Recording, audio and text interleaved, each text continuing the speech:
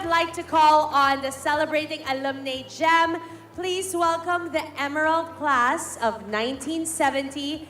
And as a treat, together with the class of 1970 are their teachers, Mrs. Barrera and Mother Anna. How amazing is that? Miss Barrera and Mother Anna. Hi, Miss Barrera. I would like to also call Pilucci Fernandez. Yes. Hello. So, Pilucci, I have one of the pillars of our education and value formation at the Assumption is service. What does this mean to your class? Okay, Crystal, thank you. For our class, service is not just a plain service, but it's a continuous, joyful service done with much love and dedication because Assumption has taught us to be women for others. And we are all inspired by the words of our beloved foundress, Saint Marie Eugenie. Love never means that we have done enough.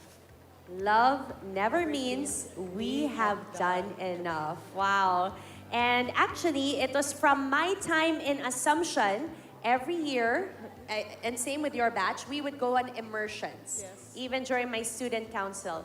And with that, that actually inspired me to go further with service as I became an Jesuit volunteer. And I even lived in Bukidnon as a preschool teacher for a full year. So that is how ingrained service with a smile is for us Assumptionistas, Yes. right? So we hope that with our video, we are able to influence again and inspire our fellow alumni for a more productive and positive tone of service. Fantastic. So with that, thank you so much, Tita. Let's watch this video from the Emerald class and let's acknowledge them. So let's have one beautiful bow for the audience. Ladies and gentlemen, the class of 1970.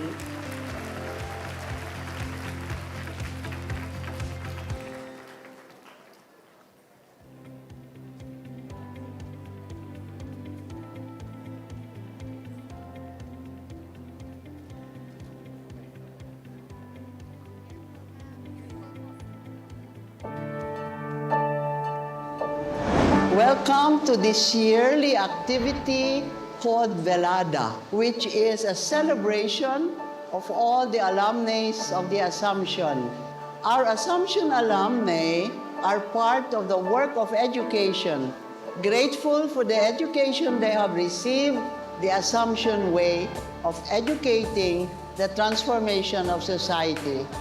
Behind me are people who come to have their health checkup.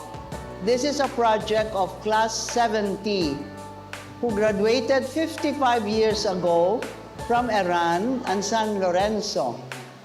Instead of the usual dancing and singing on stage, they opted to give their joy to many people who need medical care and medical attention, with volunteer doctors to give the healing touch of God and the gift of themselves. After already having danced on the silver and the golden, it's time to share the goodness and the graces received through a medical mission. Milagros Velada Velasco gave this inspiration. On October the 12th, we are going to hold the medical mission with a feeding program at our mission school at San Juan Nepomuceno in Malibay, Pasay. We're so excited, Class 70 High School, both Iran and Sando, to do this medical mission in these difficult times in our country.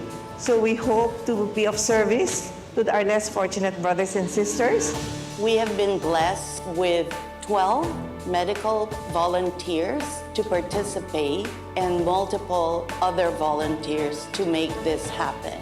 We have optical, we have pedia, we have medical. We did x-ray and laboratory last week. Our feeding station will provide nutritious arroz caldo, we are handing out giveaways to our children, to our local barangay participants. This mission was started in the Carmel Convent in Bacolod. We called it Yahong ni Teres, which means a bowl for Saint Teres.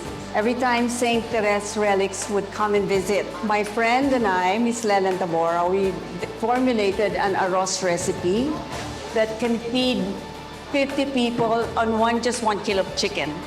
So it was like a multiplication of the loaves. And we've been doing it for, I don't know, I think the past 15 or 20 so years. We brought it in and complemented the medical mission with this feeding mission we're doing right now for our Emerald Jubilee.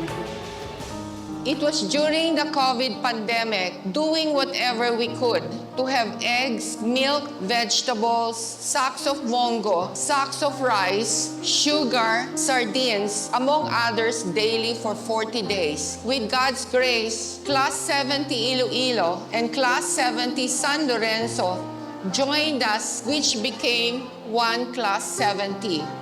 Altogether, one Class 70 raised 1,406,709, which sustained us for 40 days doing the pantry.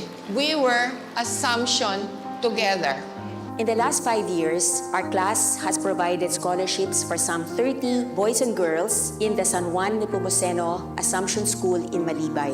It has been a source of great pride and joy for us to see these children imbibe not only the importance of academic excellence, but also of the Assumption values of leadership, fidelity to duty, generosity, simplicity, and being stewards of creation.